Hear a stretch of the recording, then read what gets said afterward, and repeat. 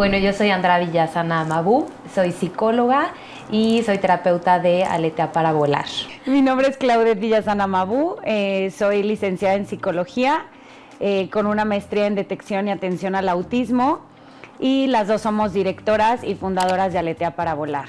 Bueno, pues el autismo es una condición de vida la cual no tiene cura, pero teniendo una intervención temprana vamos a lograr que el niño tenga una mejor calidad de vida. El autismo es una condición neurológica que afecta el funcionamiento en áreas importantes, como por ejemplo en la socialización, la comunicación y toda la parte de cómo procesar la información sensorial.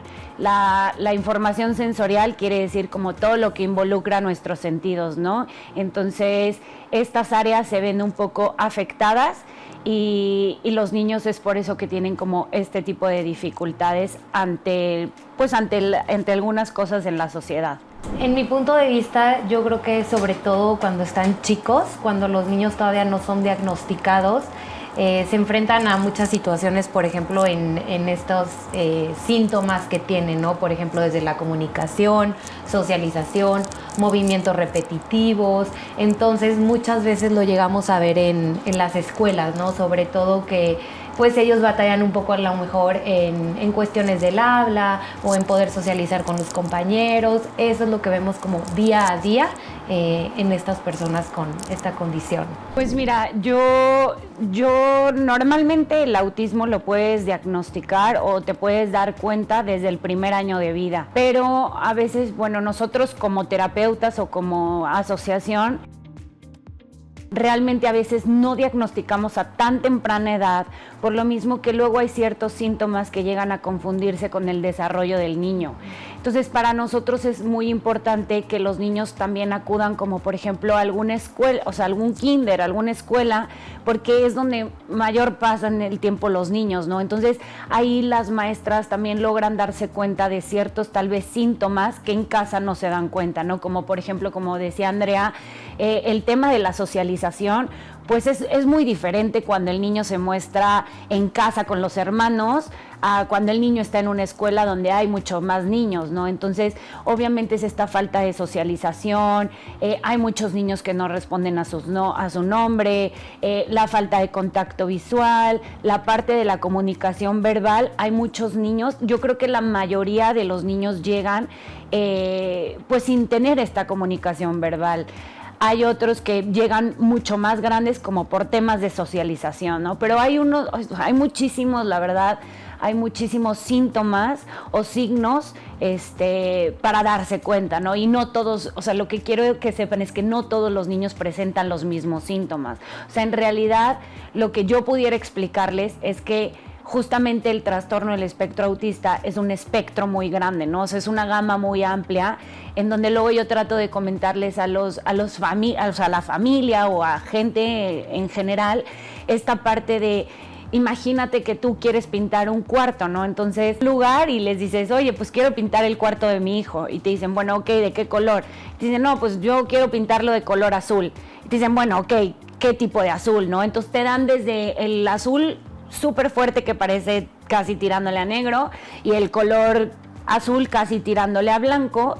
Entonces, para mí esa es como la explicación que yo puedo dar. Eso es el autismo, es un espectro muy amplio en donde hay infinidades de signos y síntomas y cada uno presenta uno de manera pues distinta, ¿no? O sea, hay ciertas cosas que son tal vez como similares, como por ejemplo los movimientos estereotipados, como el aleteo, el balanceo, el andar de un lado a otro. O sea, hay muchos síntomas que pueden ser similares, pero no todos los niños con autismo los presentan. Pero es importante mencionar también que, como decía Claudia, a lo mejor y no es tan recomendable detectarlos o hacer el diagnóstico desde chicos, pero sí recomendamos mucho que tomen una terapia, ¿no? Por ejemplo, han llegado niños que tenemos que son de 2 años y a lo largo no están diagnosticados todavía por la edad, pero a lo largo de las terapias vemos los avances, ¿no? O sea, no por no tener un diagnóstico lo dejemos así, sino que se puedan seguir atendiendo para poder ver estos avances en los niños. y pues sí lo vamos a lograr, ¿no? Desde el habla o la conducta, que es una de las características también que pues afecta un poquito más en los niños. Entonces todo esto lo vamos cambiando o lo vemos cambiar a lo largo de las sesiones terapéuticas. Sí, claro, totalmente. No es lo mismo, y lo comento abiertamente, no es lo mismo cuando un niño llega a recibir un diagnóstico, y siempre lo comento, o sea, no, un diagnóstico no es el pronóstico de tu hijo, ¿no? Pero hemos observado que cuando un niño llega a temprana edad, pues obviamente el niño tiene mucho más estimulación, a veces comento que el cerebro del niño apenas se está moldeando, entonces evidentemente no es lo mismo el avance de un niño, por ejemplo, de 3 años a un niño cuando nos llega de 16 años. Claro que se puede trabajar muchas cuestiones, pero no es lo mismo. O sea, cuando un niño llega a temprana edad, o sea, la detección temprana, vamos a lograr que el niño tenga una mejor calidad de vida cuando sea adulto. Pues tiene que ser, siempre les digo, de manera positiva. Muchas veces nos pasa que la familia sí se interesa en el tema, en la condición y en el apoyo, pero hay otras familias que nos tocan que desde los abuelos, ¿no? Que traen a lo mejor una idea, una educación diferente o falta de información, que no aceptan el diagnóstico de los niños. Entonces yo sí considero que tiene que ser de manera positiva, y pasa mucho que entregan un diagnóstico y los papás pues no saben qué hacer, ¿no? O sea, dicen, hay tanta información, no sabemos a dónde ir. Ya hay un poco más de información, pero a veces la hay o a veces no, o cometen el error de buscarlo mucho en internet, ¿no? Entonces les pueden salir cosas que pueden ser ciertas, cosas que no. Entonces sí, mucho el apoyo familiar de manera positiva. Es muy complicado, porque esa es la realidad. O sea, creo yo, desde mi punto de vista, desde que empecé a estudiar psicología, te imaginas que el niño con autismo es el niño que está en un rincón, tapándose los oídos, balanceándose, gritando, y la realidad es que no es así. Hay muchos también como me preguntan o sea, entonces tú trabajas con niños sobredotados, y yo no, o sea, no son todos, no son súper inteligentes. O sea, hay muchos niños hay muchos niños que tienen muchas habilidades, y hay otros niños que pues obviamente van un poco por debajo que los niños de su edad, ¿no? Entonces, ese por ejemplo es un súper megamito que me suelen decir mucho, ¿no? Esta parte de, oye, pero y entonces son súper inteligentes, ¿no? Y yo, no, pues no, la verdad es que no todos. O sea, hay muchos niños que les digo, o sea, tienen estas habilidades ante algo, ¿no? O sea, por ejemplo, tengo niños que les encanta el tema de los Legos y son expertos en Lego, tanto en temas. Yo creo que hay muchos mitos. Y cada vez, ahorita que mencionas un poco lo de las películas, creo que hay películas nuevas de donde salen niños con autismo, que creo yo que ya van un poquito más a la realidad de la que se vive. Sí, porque muchas veces, a ver, yo me considero muy fan de las series, sobre todo de personas con autismo, pero sí la mayoría son como el niño que está aislado, el súper inteligente, pero sí lo clasifican mucho como el que está aislado todo el tiempo en la esquina. Y no es así, ¿no? O sea, un niño con autismo puede llegar a tener ese rasgo, pero no todos son así. Y sí, muchas veces te preguntan como, entonces el niño con autismo es como el de esta serie. Y yo, no siempre tiene que ser así. A lo mejor sí puede estar en una esquina o aislado o no le guste socializar, pero no porque lo vean así en la serie, tiene que ser así todos los niños con autismo, ¿no? Entonces, sí va un poquito cada vez cambiando el tema.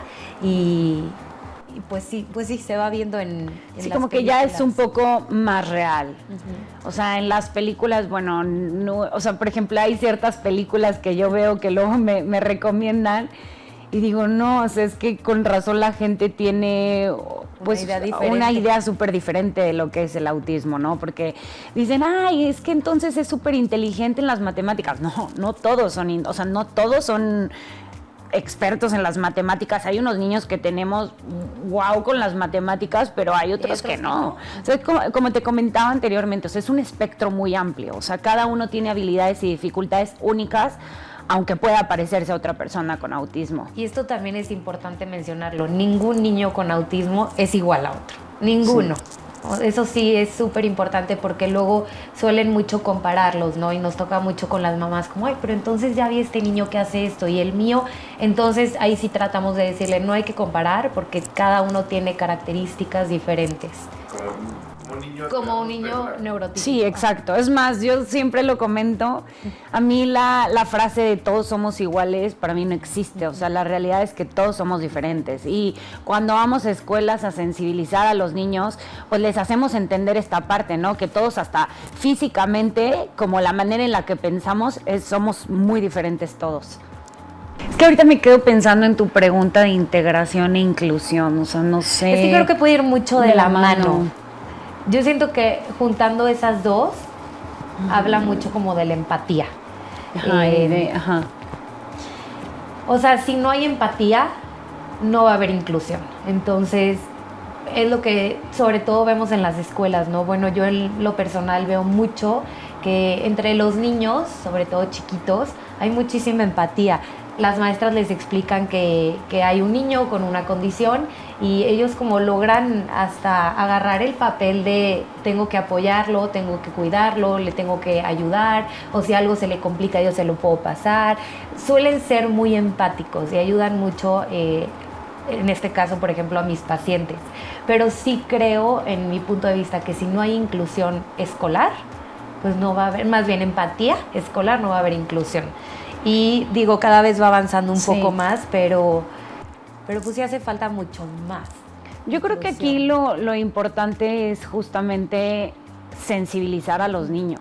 O sea, es que, digo, yo entiendo que muchas cosas también todo viene de casa y pero de los papás también. Claro, o sea, por eso te digo, o sea, todo viene desde casa. Sí. Y creo que es importante que en una escuela pues sensibilicemos tanto a los papás como a los niños, ¿no? Yo creo que un niño cuando le hablas yo creo que vivimos en una sociedad con muchos tabús.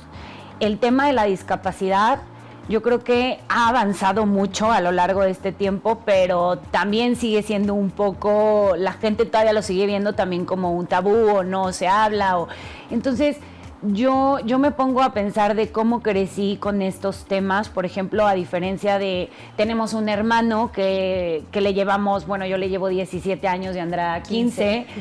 Y desde que él tenía 4 años, pues yo estaba envuelta en el tema de autismo y desde que nos sentábamos a comer, él escuchaba el tema de autismo, mucho tema ¿no? de conversación de autismo. Exacto, entonces él creo que creció sabiendo de lo que era el autismo, él sabía de varias condiciones, de cómo tal vez si él se enfrentaba, porque tenía a compañeros que tenían autismo y le enseñamos el cómo poder ayudarlos. Y yo creo que hoy en día, que es un niño que tiene 13 años, bueno, ya no es niño, pero un adolescente de 13, creo que vamos a lograr tener una inclusión y una integración, o sea, porque al final creo que se va mucho de la mano el tema de la inclusión y de integrar a los niños.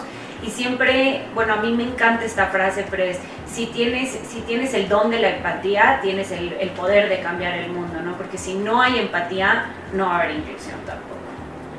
No, y en este caso que contabas lo de Santiago, creo que él normalizó, se le hizo normal escuchar las diferentes condiciones, en este caso el autismo. Entonces creció y justamente tenía un compañero con autismo y él decía, no, como, ay, tengo este compañero. Él no lo veía, por así decirlo, raro, como, ¿quién es? O ¿por qué tiene estos comportamientos? Porque lo llegaba a escuchar mucho en la casa. Entonces, claro, también creo que hace falta mucho normalizar pues todo tipo de condiciones, ¿no? Ahora sí que no solo el autismo, sino todo tipo de condiciones para que los niños puedan pues entender un poco más el tema y saber cómo guiarlo y conocerlo, y que en algún futuro no se les haga como extraño el escuchar la palabra, ¿no? A mí me pasaba mucho que, por ejemplo, fui a una escuela esta semana y las maestras me decían, Andrés, que ¿cómo podemos decirle a los papás a qué te dedicas sin decir la palabra autismo? Porque si yo todavía les sigo diciendo autismo a los papás, ya desde ahí se bloquean y hay un tema contra la escuela, ¿no? Pero entonces ahí nos damos cuenta que sigue haciendo falta que pues el autismo no tiene nada de malo, al contrario. A ver, entiendo la entrega de un diagnóstico, no es fácil, pero sí les decimos, si de verdad se detectan a tiempo, van a tener una mucho mejor calidad de vida. Tenemos muchos niños súper funcionales gracias a que su atención fue temprana. Y yo creo que hace rato que nos preguntabas de los retos, yo creo que un reto al más grande que nos enfrentamos es la discriminación. Esa es la realidad. Hay demasiada discriminación en escuelas, en la sociedad en general, y yo creo que aquí lo importante, y me gusta mencionarlo, es que el autismo no es una condición física. No es como otro tipo de condición que tal vez te das cuenta, y siempre tal vez lo pongo como ejemplo, ¿no? O sea, tal vez cuando tú ves a un niño o a una persona con síndrome de Down, pues tú como persona tratas de ser un poco más empática porque es físico, lo estás viendo. En el autismo no es así. En el autismo no te das cuenta. Entonces esa es yo creo que ese es el reto más grande al que nos enfrentamos. Entonces, como la discriminación, niños groseros, ¿no? Como que la familia, claro, la familia pertenece a un grupo muy vulnerable. ¿Por qué? Porque entonces los papás son acusados de ser malos papás, de es que no pones límites, el niño está llorando y no le das una nalgada. Y me ha pasado, que hay mamás desesperadas que llegan y me dicen, es que tuvo una crisis en el súper, y pues ya le andaban hablando que a derechos humanos porque pues el niño me estaba pegando y la mamá, y le dije no, o sea, ahí es cuando te quedas pensando que la sociedad en realidad, no hablo en general, pero la sociedad no está ni está haciendo, no se informa de estos temas, ¿no? Y ese es yo creo que lo principal, o sea, que el autismo como no es una condición física, la gente es como de, pero no tiene nada, y yo, no, pero es que no tenga nada, o sea, es una condición neurológica, o sea, no tienes por qué, es como no sé, si un niño tiene una epilepsia, ¿no? Por ejemplo, y pues si ves que se está convulsionando, pues hasta que se convulsiona te das cuenta, ¿no? O sea, es lo mismo con el autismo. Entonces, yo creo que ese es un reto al que nos enfrentamos, y yo creo que el principal es la discriminación. Pero aparte de tocar el tema, por ejemplo, el síndrome de Down, incluso hay niños que son muy funcionales y bueno, que se convierten en personas muy funcionales pese a su condición. Pues, sí, totalmente. Sí, habría un gran cambio. Sí, yo creo que de cierta manera cuando se habla, por ejemplo, como decía Andrea, específicamente el tema autismo, pues es lógico que hay papás que se asustan porque pues es enfrentarse a un diagnóstico. Claro que también el diagnóstico pasas como por un duelo, justamente como decía Andrea, el acompañamiento positivo es súper importante. Darles una narrativa positiva es muy importante en todo ese proceso, pero no creo que al hablar, o sea, yo creo que hablar de tema de neurodiversidad abarca muchísimas cosas, ¿no? O sea, no solo abarca autismo, o sea, abarca otro tipo de condiciones, otro tipo de o sea, por ejemplo, neurodivergencias, ¿no? O sea, abarca el TDA, o sea, abarca muchas otras. Yo creo que el hablar del tema de neurodiversidad podría abarcar muchas condiciones, no solo una. Entonces, tal vez ahí mi punto es, pues al hablar de neurodiversidad abarcarías mucho más y no solo de una. Y hay infinidades. Entonces, pues yo creo que ante la sociedad, pues sí podría ser bueno el hablar en general de las neurodiversidades. Yo creo que es a quien más le afecta, ¿no? O sea, los niños pues todavía no que no entiendan, pero pues al final ellos tienen su propio comportamiento y los papás son quienes reciben el diagnóstico. Entonces una parte o un objetivo importante que fue cuando abrimos Aletea fue como, a ver, queremos calidad, ¿no? Calidad hacia los papás, porque tenemos en la idea que si los papás no están bien, el niño no está bien. Si el papá no está bien, el niño tampoco va a tener cambios. Creo que influye mucho el ambiente familiar.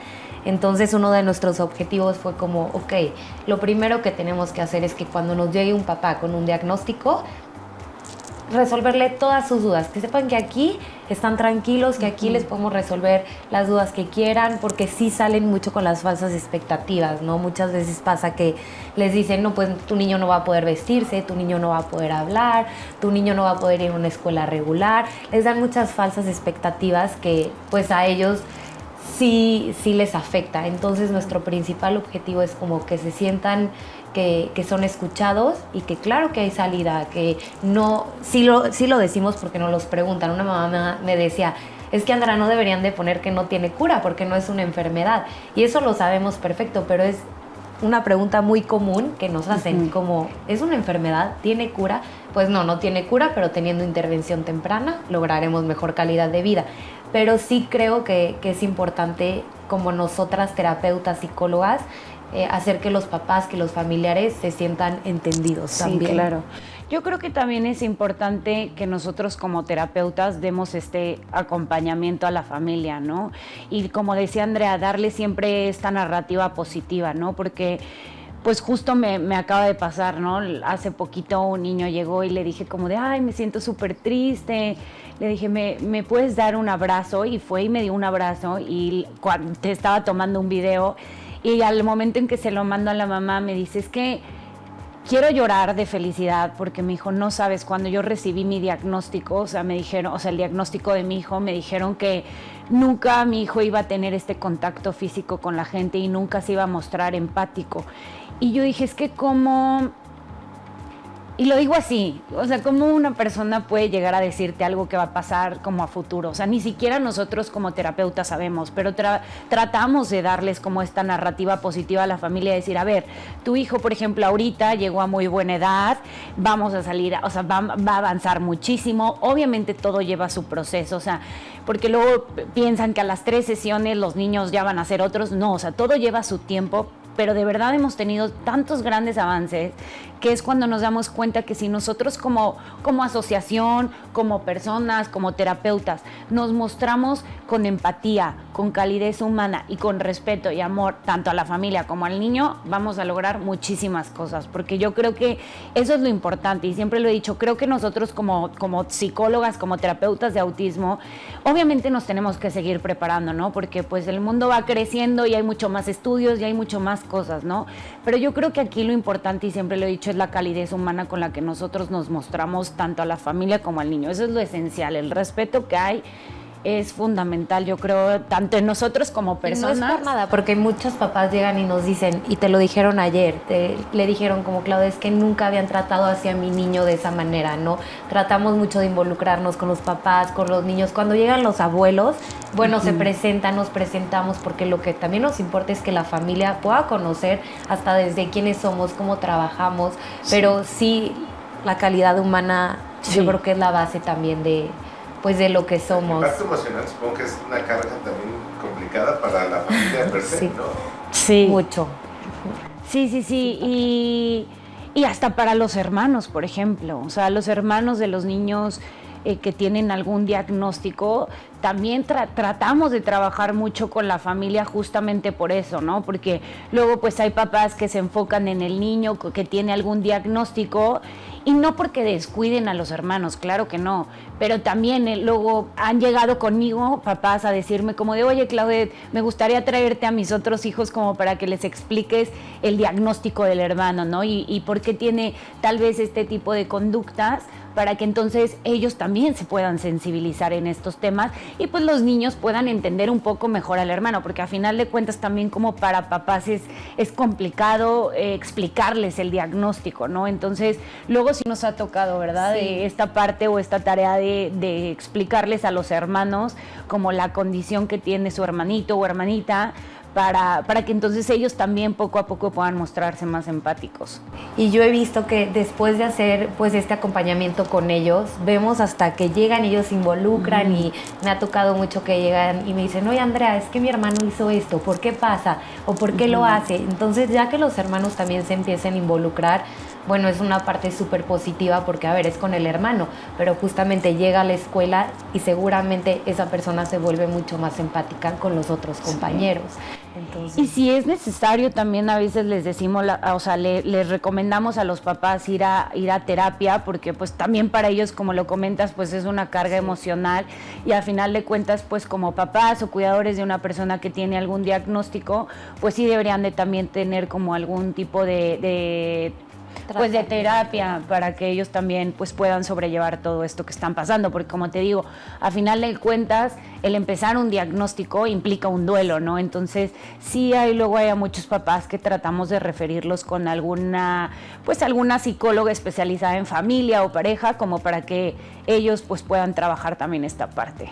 Es que justamente lo dicen mucho, ¿no? Como todas las escuelas, porque es de ley, ¿no? Tienen que ser inclusivas. Entonces todas las escuelas llegan con los papás y les dicen, es que sí somos una escuela inclusiva, trae a tu niño, el niño entra a la escuela y ahí es cuando empieza el problema, ¿no? Pues no hay inclusión. Preguntamos, ¿por qué crees o por qué dices que es inclusiva? Y te dicen, porque ya acepté al niño.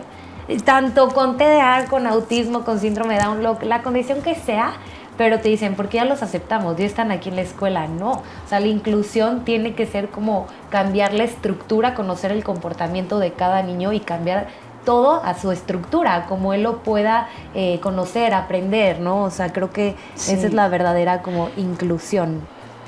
Mira, yo creo que el tema de la inclusión escolar es, por lo menos para mí, y digo o sea, en general yo creo para cuidadores, papás de niños con autismo, terapeutas, yo creo que es un tema muy triste. La verdad es un tema porque no sabes todo el camino que tienes que recorrer por una escuela. O sea, de verdad hay papás que me dicen, Claudia, te he recorrido, por lo menos yo en estos 9 años, casi 10 que llevo en el autismo, se los juro que he recorrido cientos y cientos de escuelas y yo creo que 3 son escuelas que verdaderamente saben lo que es la inclusión escolar, ¿no? Tratamos nosotros justamente como terapeutas pues de ir a la escuela y decirles como de, bueno, a ver, te capacito, ¿no? ¿Qué es lo que necesitas? A veces hasta les hemos hecho escritos a las escuelas como, a ver, bueno, pues nuestro paciente tiene estas dificultades, ¿cómo podemos adaptarlas a la escuela, ¿no?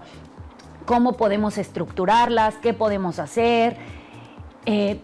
Como te comentaba anteriormente, creo que también una cuestión principal es la parte de sensibilizar al personal y a los niños y a los papás, ¿no? Yo creo que pudiera sonarse muy complicado, pero la realidad es que no es complicado. No es complicado, pero para mí ha sido muy, muy triste el enfrentarme a las escuelas, porque realmente como nosotros como terapeutas, y la verdad es que eso sí siempre lo digo, yo voy a levantarme y voy a luchar por el derecho que le corresponde a mi paciente. Entonces, obviamente tenga o no tenga autismo, tenga otra condición, todos los niños tienen un derecho a la educación.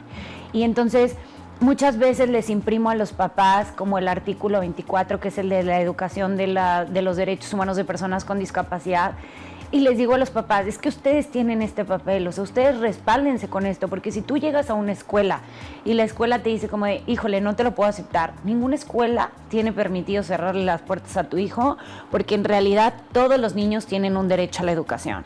Si pasa eso, ya, entonces les comentamos qué es lo que prosigue, ¿no? Como tienes que ir a derechos humanos, tienes que poner tal vez una queja. Pero ahí es cuando muchas veces los papás ya se limitan, ¿no? Entendemos el punto como de, no, es que para qué me peleo con la escuela, para qué me dicen cosas de mi niño, y dejan de actuar por el miedo a qué va a pasar, ¿no? O por el cansancio de que ya es tanto el estar escuchando que es un niño, es un niño, es un niño. Entonces creo que ahí llegan como a un punto en estancarse y ya no actúan.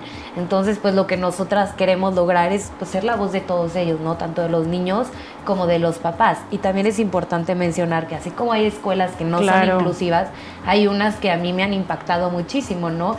A ver, yo siempre les digo, no es que tengan que saber del tema, porque no estudiaron para ser psicólogas ni especializadas en autismo, pero ya que haya maestras, directoras, gente de la escuela que se quiere informar y que te digan, se siente bien padre que te digan, oye, me metí a un curso y aprendí esto del autismo, ¿es bueno que haga esto? ¿O qué te parece que haga esta estrategia con este niño? La verdad es que así como hay escuelas que no son buenas o no tienen tanta inclusión, hay unas que nos han impactado, entonces creo que vamos avanzando un poco. Sí, claro, o sea, no generalizo en el tema de las escuelas, o sea, creo yo que así como hay en escuelas, o sea, a mí me ha impactado ahora sí que han llegado mamás y me han dicho, no hombre, fuimos a tal lugar de autismo y nos trataron súper mal, y yo como, ¿cómo? O sea, no puedo creerlo, ¿no? O sea, entonces no solo pasa en escuelas, o sea, es que con pasa gente que no está informada. Exacto, o sea, pasa en todos lados. Y como te comento, o sea, no generalizo, porque creo que o sea, hay mucha gente todavía que tiene muy bonita vocación ante estos temas, ¿no? Pero yo creo que también es un reto, las escuelas yo creo que también sería un gran reto, sobre todo para las familias y los niños. Pues en lo personal siento que Aletea para Volar estamos dispuestas a que si cualquier medio de comunicación nos busca y nos dice como, oigan, a ver, queremos sacar pues tal información, queremos que nos cuenten cómo es, pues estamos para eso, ¿no? Para que justamente no haya mala información o falsa información, pero igual con autismo, con síndrome de Down, con TDA, con cualquier condición, a lo mejor sí buscar a gente especializada en el tema y de ahí poder sacar información real, verdadera, y que la gente se pueda informar, porque pues no irnos tan lejos, ¿no? Te metes a TikTok y te pueden salir, buscas autismo y te pueden salir cosas como tanto buenas como malas, tanto cosas que decimos como sí son reales o cosas como claro que no, esto ni es un mito, ¿no? Entonces sí hace falta mucho eso porque en las redes sociales hay mucha desinformación, entonces pues informarse con gente que está capacitada en el tema, especializada en el tema. Pues Aletea nace pues de la idea de obviamente ayudar a muchísimos más niños, ¿no? O sea, yo estuve trabajando 4 años en un centro de diagnóstico y capacitación en el DIF. Yo siempre quería como trabajar mucho de la mano con mi hermana y justo cuando me decido salir es cuando digo, bueno, pues hay que abrir, ¿no? Algo, ¿no? Entonces abrimos Aletea y justo poquitito al tiempo después de que abrí Aletea cierra este centro del DIF. Entonces creo que mucha gente se nos vino para acá y pues nada, o sea, es que nace de la idea de que el autismo creo que vino a modificar muchos sentimientos muy bonitos en mi vida y es una condición que las estadísticas están aumentando, ¿no? Entonces, pues nace de la idea de ayudar a muchos niños con esta condición. Y volver a mencionar que justamente como el objetivo después de planear todo esto fue como, ok, queremos hacer un centro, queremos atender a niños con autismo, pero ¿qué le hace falta? Pues a lo mejor la calidad humana. Entonces claro, de ahí viene como el trato hacia las familias. Creo que considero que tenemos un muy buen trato.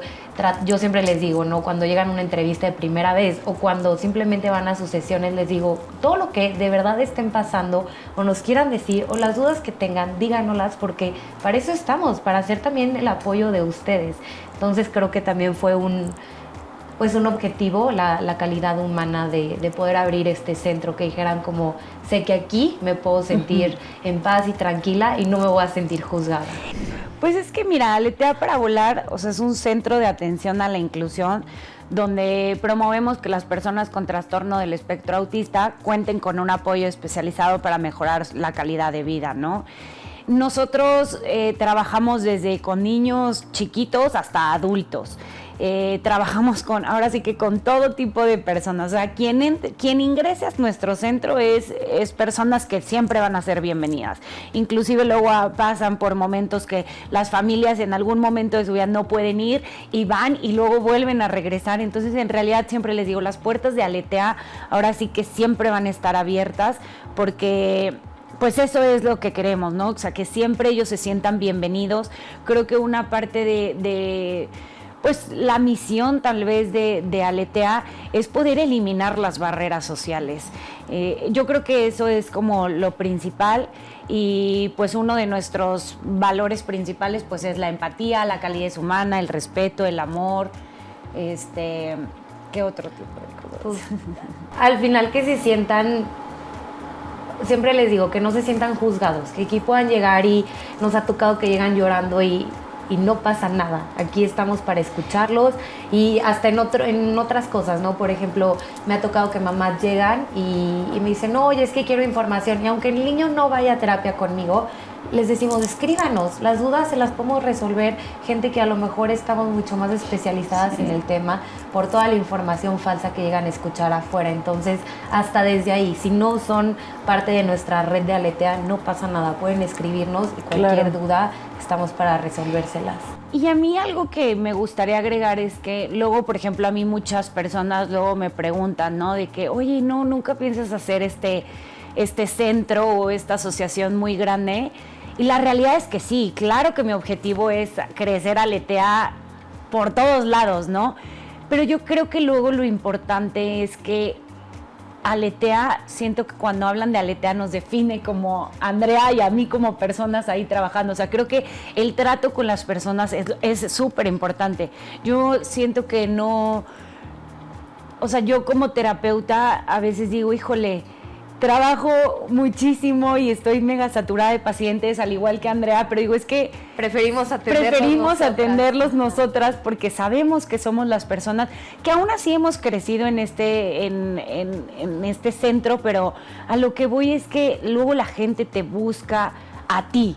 O sea, entiendo que luego cuando es un centro mucho más grande, pues luego dicen los papás de que, oye, pero es que la que nos recomendaron es Andrea o a Claudette, y luego muchas veces les digo a los papás, a ver, quiero que estén seguros que cuando tú llegas a este centro y te llega a tocar con alguna otra terapeuta es porque está altamente capacitada, o sea, no te vamos a dejar de las manos de otra persona, ¿no? O sea, al contrario, creo que si está capacitada por nosotros, está en muy buenas manos y nosotros lo que tratamos de brindarle a la familia es justamente esta tranquilidad y esta paz de que su hijo está en buenas manos, ¿no? Porque a final de cuentas creo que el que los papás nos vayan y nos dejen ahora sí que a sus más grandes tesoros para nosotros es, ahora sí que aparte de una responsabilidad, pues sentimos muy bonito que que los papás puedan sentirse como queridos y confiar en nosotros. Pero pues claro que queremos, ahorita ya está en Querétaro y está en San Luis, pero claro que queremos que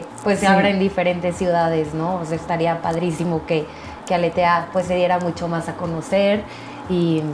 Pues bueno, ojalá pues ahora sí abrirlo en muchos lados. Sí.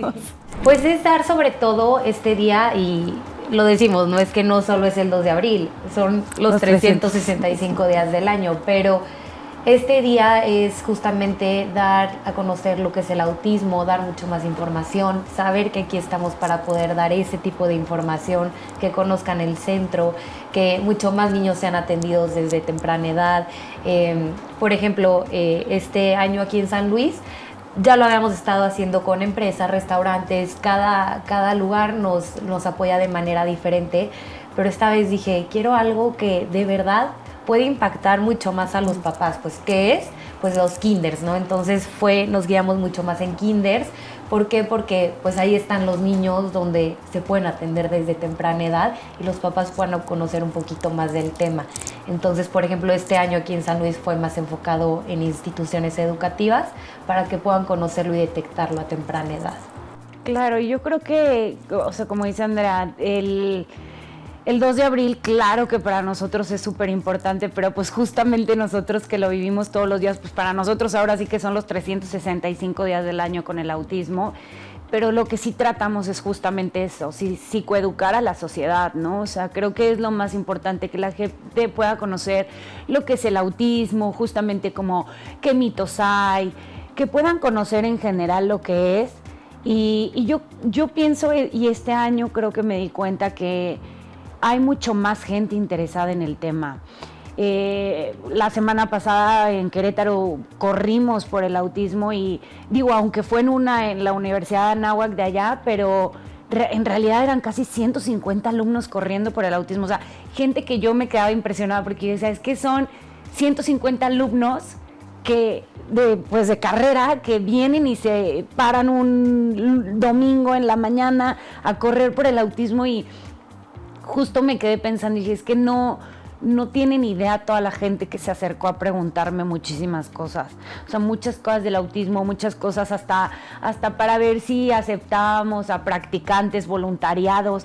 O sea, de verdad yo creo que es gracias a este tipo de pues tal vez de entrevistas o algún tipo de evento, hacemos que la sociedad se esté dando cuenta de estos temas, ¿no? Y que cada vez la gente se empiece a informar un poquito más en estos temas. Y yo creo que hoy en día, hace 9 años que empecé con el autismo, creo que nunca me hubiera imaginado que tanta gente se esté sumando. O sea, de verdad, es más gente informada de la que no se quiere informar. Uh-huh. Sí, yo creo que sí. Como te lo mencioné antes, yo creo que lo más importante es, pues ahora sí que mostrarnos empáticos, ¿no? Y te lo dije en algún momento, creo que quien tiene el don de la empatía va a poder cambiar el mundo. Entonces, Pues eso, o sea, es que para mí lo más importante es la empatía. Entonces, si una persona se muestra así, creo que vamos a lograr muchísimas cosas. Creo que juntos logramos muchísimas cosas. Principalmente no juzgar y ser empáticos, preguntar, acercarse, informarse y pues sobre todo justo en el día a día ser empáticos, ¿no? Si llegan a ver a un niño justamente en el súper haciendo un berrinche, no juzgar antes de saber pues qué tiene, qué está pasando y que sepan que aquí estamos. Si quieren conocer un poco más del tema, pues hasta en las redes sociales se pueden informar, subimos mucha información y que aquí estamos para resolverles cualquier duda, para poder seguir pues siendo un poco más inclusivos. Bueno, nos pueden encontrar en Instagram y en Facebook como Aletea para Volar. Y Andrea también tiene otra página. Sí, es SIC, de psicóloga, Andrea Villazana Mabu. Y en las dos cuentas subimos... Sí, tratamos de subir mucho información y también día a día. De cómo trabajamos con los niños en terapia, ¿no? Claro que obviamente todo esto es bajo la... o sea, hacemos a los papás firmar tal vez como alguna responsabilidad de que los niños van a estar pues en redes sociales, pero la verdad es que tratamos de subir mucho el trabajo que hacemos, sobre todo estrategias y herramientas para que tanto escuelas como papás, si llegan a ver algo que les pueda como servir a ellos día a día, puedan aplicarlo también en casa. Pero subimos ahora sí que de todo para que la gente pueda conocer el trabajo que hacemos. Y también es importante mencionar que somos asociación. Si hay empresas que les gustaría apoyarnos, también pueden buscarnos. Y junto con esto también compramos una franquicia que se llama Plastisuave. Son plastilinas artesanales y parte de las ganancias va donadas para seguir becando a los niños en Aletea. Sí, yo creo que eso también es algo que sí me gustaría mencionar. El que las empresas o en cualquier tipo de persona nos quisiera apoyar, la verdad es que le estamos dando acceso a un niño o a una niña que no tiene los recursos para pagar tanto una intervención terapéutica como un diagnóstico. Entonces sí nos gusta trabajar mucho también de la mano con empresas para que pues las empresas también luego puedan apoyarnos a nosotros, sobre todo porque trabajamos con muchísimos niños que luego no tienen el acceso a esto y pues que nos gustaría obviamente seguir recibiendo a todos los niños.